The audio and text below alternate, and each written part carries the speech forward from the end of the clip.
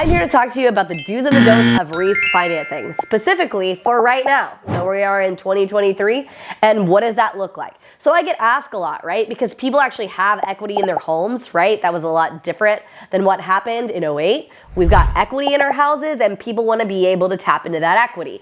So what does that look like? Should I refinance? And first of all, let's talk a little bit about what refinancing is. So there's a lot of different ways if you're not doing a purchase, right? Like if you're not buying a house and using a mortgage to buy a house. So outside of that process, there are several different ways that people use refinance, okay? Refinance technically is when you are taking the loan that you did after the purchase and you are redoing it, hence refinancing it, right? But refinance covers other things besides just that.